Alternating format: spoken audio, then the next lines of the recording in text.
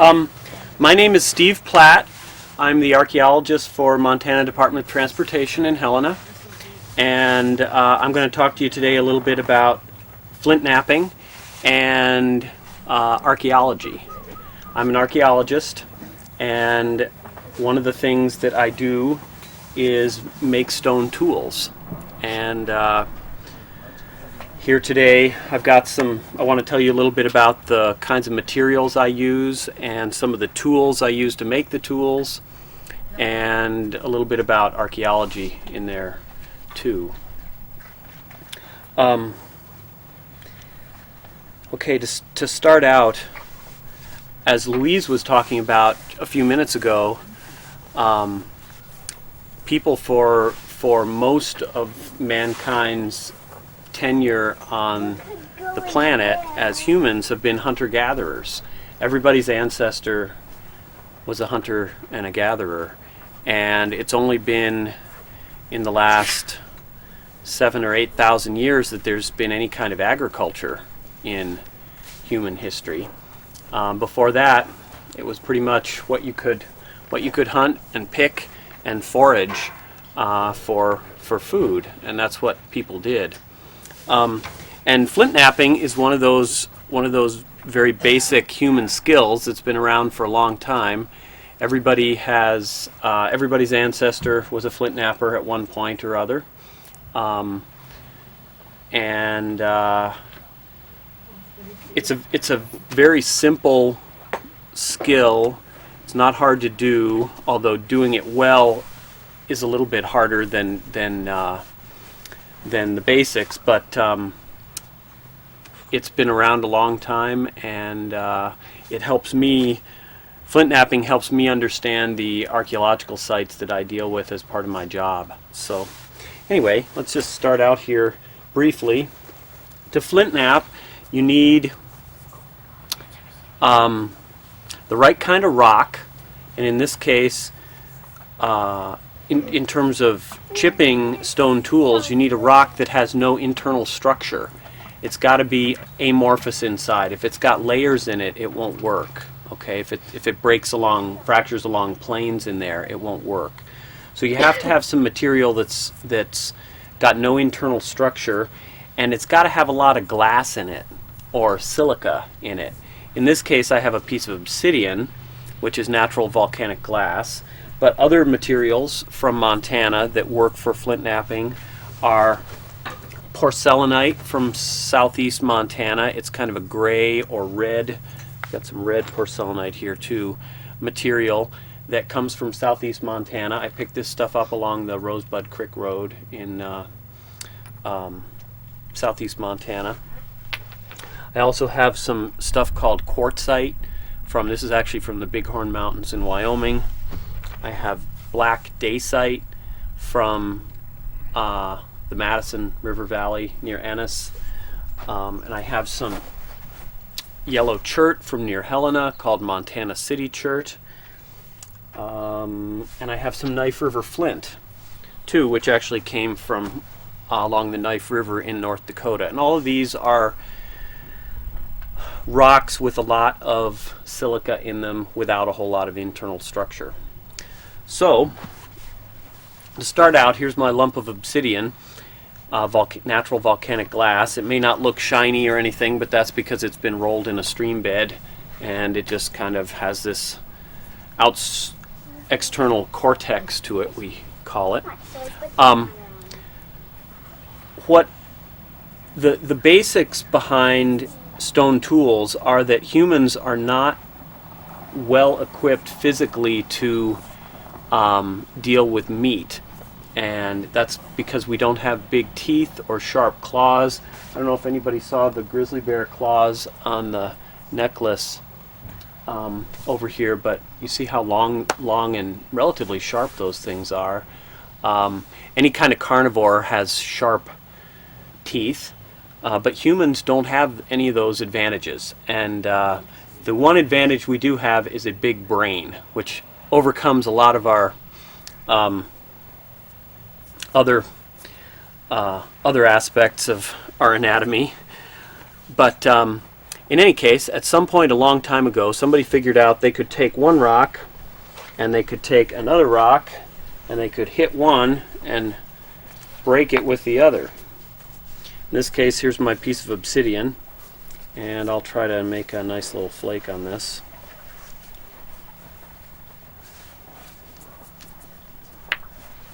This thing is called a hammerstone.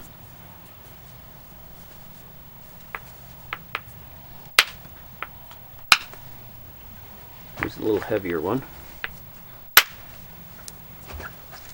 Okay. This split open. You see how glassy it is? Now this flake is too big for what I wanted to demonstrate, but I should be able to make the right kind of flake here in a second.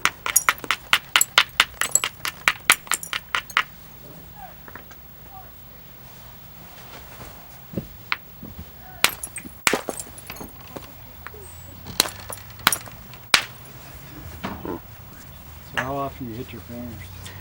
Not too often. All right. This ought to work. There we go.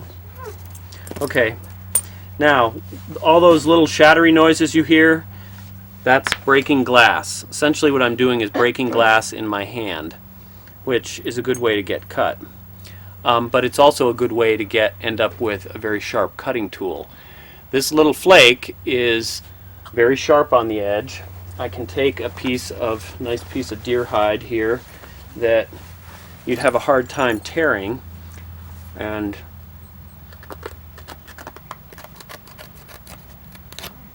very easily cut it with this flake. So this is the most basic stone tool there is. It's just a flake that creates a sharp edge, which gives me an instant cutting tool.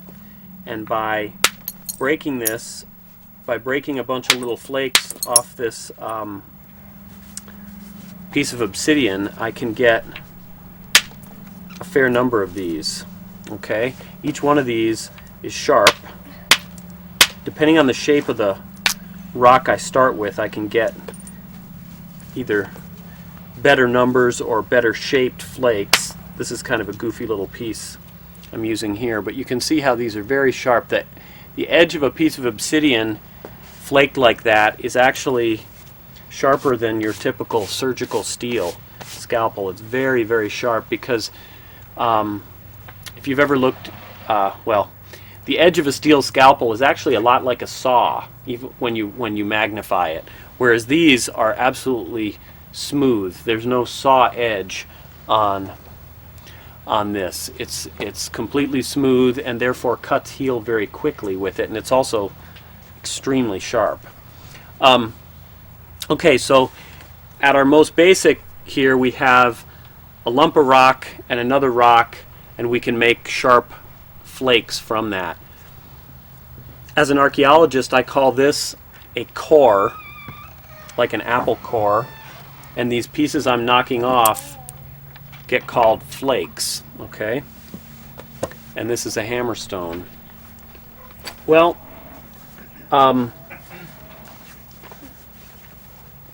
I can work on make a few flakes on this just to show you that this can also be done on something other than obsidian. A lot of folks work only with the volcanic natural glass, but this same phenomenon happens here with everything bigger. I've got a bigger piece of raw material. I need a bigger hammerstone to drive flakes.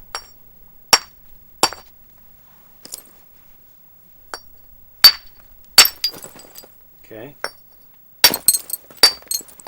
I can take this and very quickly create an edge that this has actually some flaw in it. It's got a little bit of some layers in it that I wish it didn't. Here's one that just popped off. But in any case, very quickly I can turn this rock into something with which I could butcher a bison or an elk. Okay. It's a very, very sharp edge. And as I'm reducing this core and making flakes, all of these flakes are extremely sharp and can be used as cutting tools. You see in just a minute I can make a big pile of them. And as an archaeologist, it's this stuff that's at my feet that I find all the time. Only very rarely do we come up with this kind of thing, right? It's mostly when we find recognizable projectile points, for instance, they're often broken, they've been used, and we might find the base, which has been pulled out of the haft on the spear, tossed in the fire, and then a new one put in, okay? So this is what I have to work with as a scientist most of the time. And actually, I know what these flakes look, or I can tell from these flakes whether they were made with a hammerstone, like one of these, or with an antler billet, it's called, a soft hammer. And a soft hammer is usually wood or antler. We don't have any wood in our part of the world that is hard enough to work very well for this, but we do have moose and elk and deer, and that's what we use for these. And just to demonstrate the soft hammer for a minute, I'm just gonna make a few flakes on this piece of porcelainite that I've been making into a spear point. Okay. Now I take one of my hammerstones and I rough up the edge, or actually dull the edge, so that the edge of the antler hammer will catch on the edge of the rock.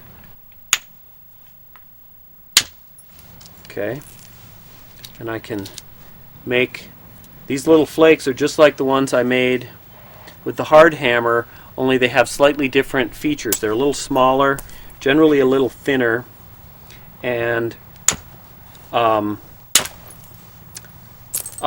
recognizable for someone who understands stone tools. Okay, we call them bifacial thinning flakes because I'm thinning this bifacial tool. That just means it's got flakes on from both sides of it. So we've got hard hammers and soft hammers, and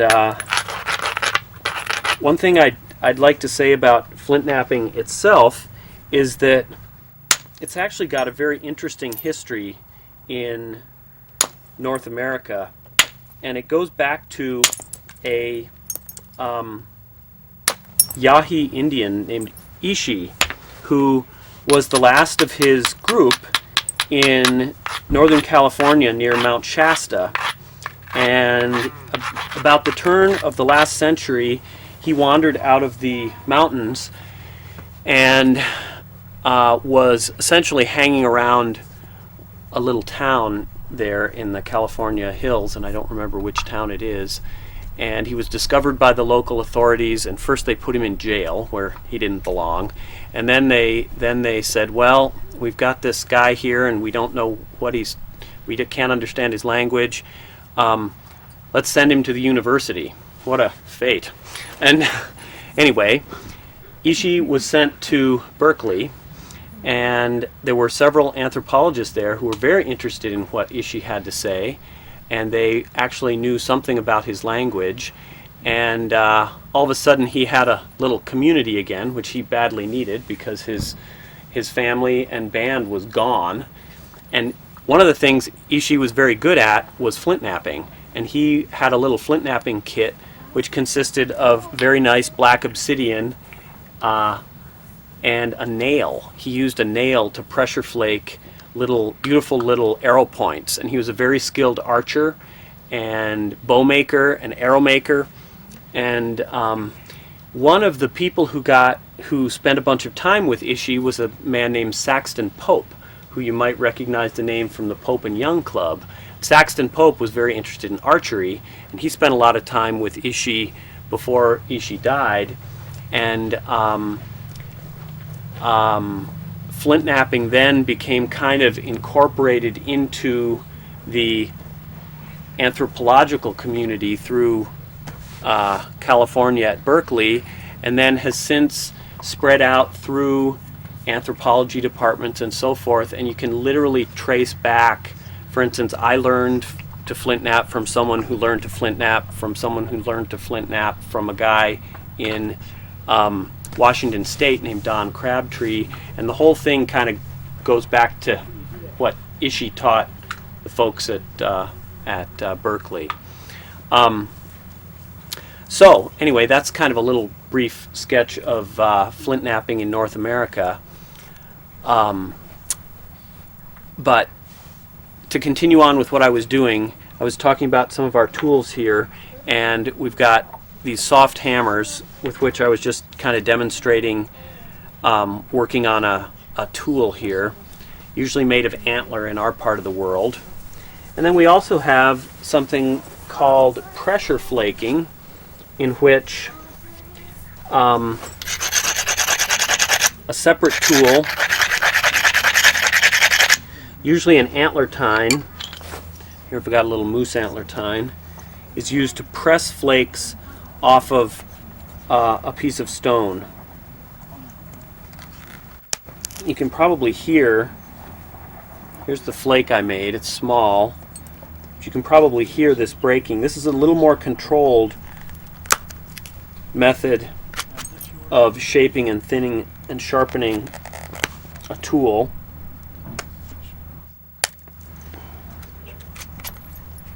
I can work right around a tool like this. You should be able to hear these flakes breaking off.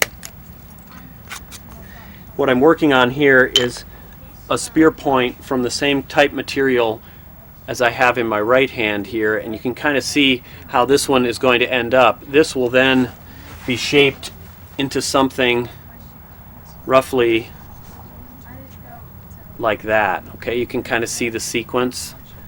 I don't have enough hands to hold them all up at once, but things go from big to little when all you're doing is taking material away. I was hoping to, I pressure flaked a couple of points here today. One out of this day site from down near Ennis, and it's got little corner notches, and it's the kind of point that was used in the what we call the Archaic period in North America, which is say 3,000 to 7,000 or 8,000 years ago. And I made another little corner notch point out of chert that's kind of similar. I'll pass these around. You can look at them.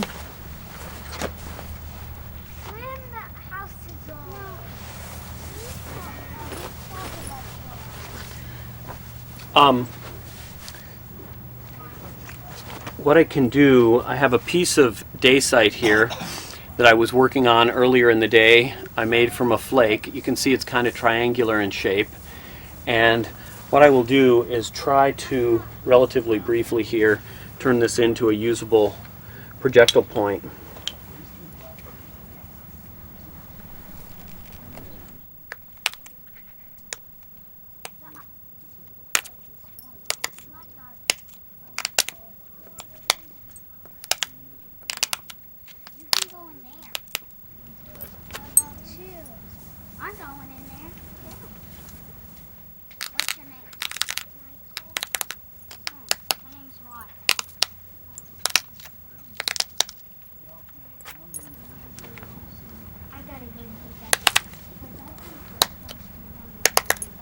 I don't know if you noticed, but the small chips on here are made mostly with the pressure flaking, and again, those give me clues when I find them in archaeological sites as to what the people who occupied that particular site were doing in terms of their flint knapping.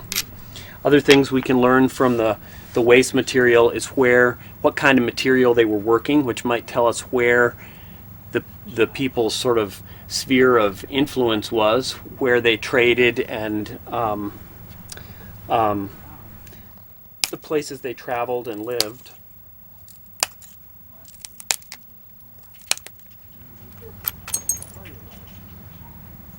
Okay, you see how this is progressing a little bit?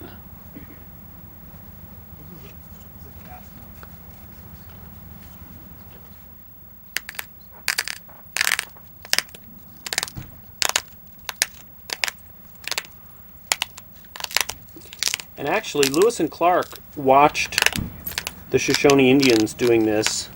I can't remember if it was Lewis or Clark who had the description of it in the journals, but when they were over in the Lemhi country, at some point, there's a very nice description in the journals of a Shoshone Indian man using what they described as an elk's horn to, I think the term was something like fleck small pieces of rock off a piece of flint to make an arrow point.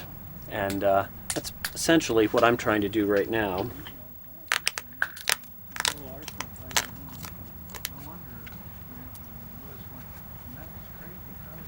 I'm sure the Shoshone Indian was better at this than I was, and I am.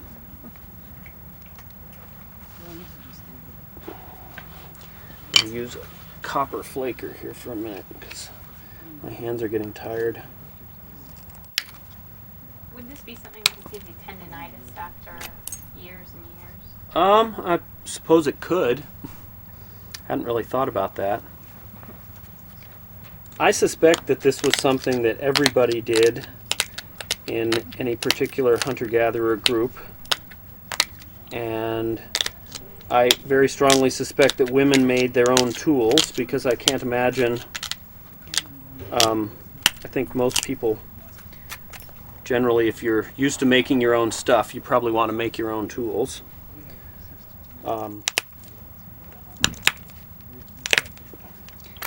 Undoubtedly there were certain people who were a lot better at this than others. Especially as we go back in time, some of the projectile points are absolutely beautifully made, and those might well have been made by folks who were kind of specialists. How did you get the little notches on the bottom? I'm going to show you in just a minute. Okay, we're basically have a triangular shape here. I hope I don't break this while I go to notch it. You can see there's still a little cortex on the one side, but essentially I've got a sharp triangle. And this could be used as a point right now, but projectile points have changed through time based on style, almost like automobiles do. You know, you can recognize an automobile from the 50s or the 60s or the 40s or the 30s, and the same kinds of stylistic changes took place in these projectile points like that, only it took a lot longer. It wasn't in, I very much doubt it was by the decade, but it was more like by the millennia, or every few hundred years the style changed a little bit. I'm going to use a copper flaker because it's a little narrower. The other thing I could use is a antler that's sectioned in half to make the notches. The material I'm using is harder than obsidian, so it's a little bit harder to flake.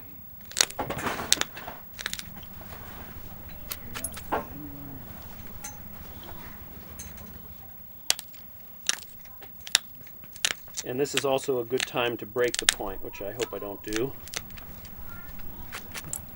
Okay, you should see one little notch there. Okay, try to get one in the other side.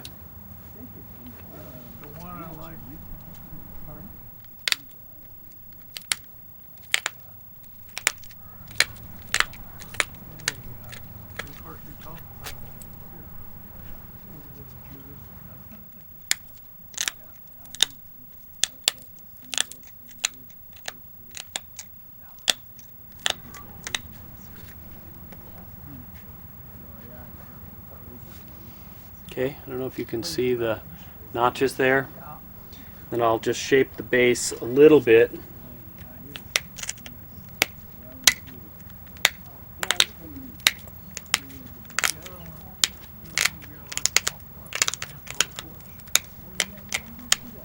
It's important that the base be thin enough to haft relatively gracefully so that it functions properly as a hunting implement. I can then sort of sharpen the tip. pretty bad. That's the way it was.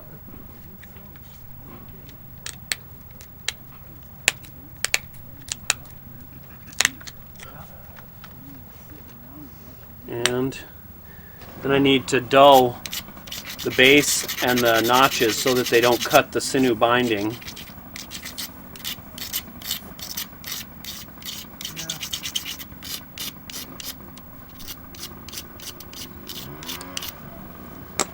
And I can use another stone tool to get inside the notches.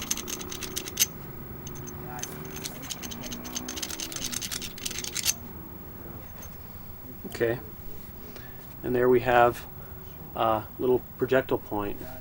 And this, typically, the investment in this kind of hunting weaponry was not in this, it was in the wooden equipment that went with it. Here's a similar kind of point that's hafted in a little cottonwood foreshaft wrapped with sinew. This, it's the wood part here that the time is invested in more than the stone.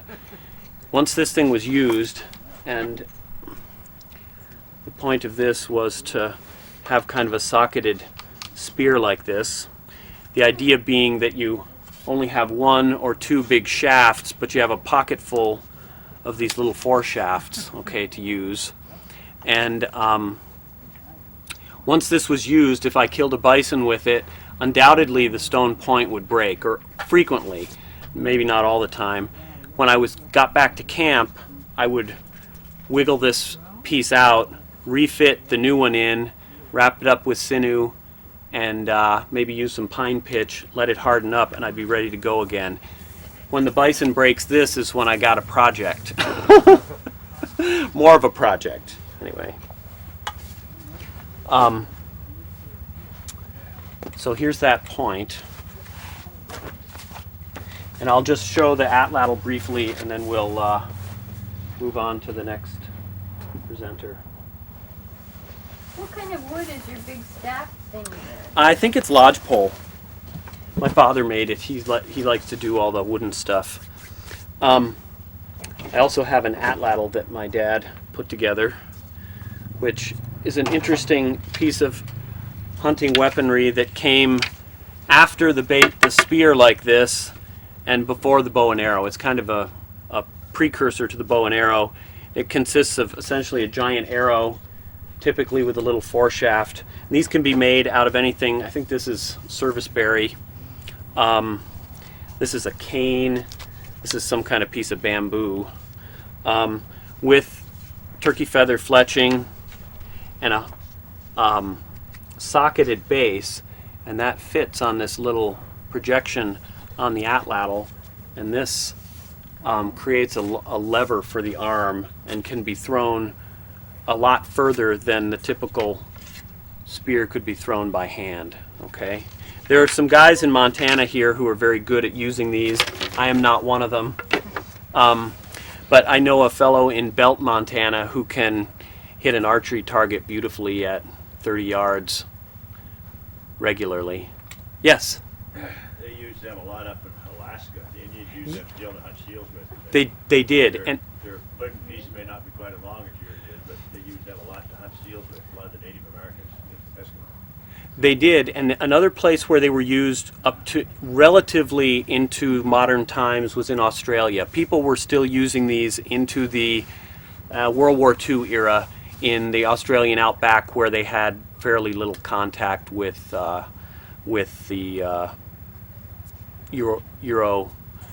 Europeans living there in Australia. So, do you guys have any questions before we wrap up?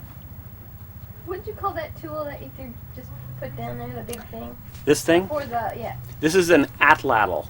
A-T-L-A-T-L. Atlatl. It's actually an Aztec word, and the Aztecs were using these when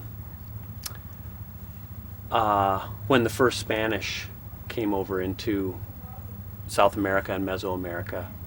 Atlatl is a Aztec word. I don't know what it means, but I read someplace where, like, when the Spaniards came, why they used the the natives used those against them, and that's one thing. The bows and arrows wouldn't pierce their armor, but they could use those and it would pierce the Spanish armor. That makes sense because this is a very heavy arrow essentially, and if you think about it, it's generally mass that helps with penetration like that. A heavy bullet, a heavy arrow, a heavy dart, a heavy spear is going to penetrate something like armor better than a lighter one like an arrow. That's a good point. Okay, well, thank you very much.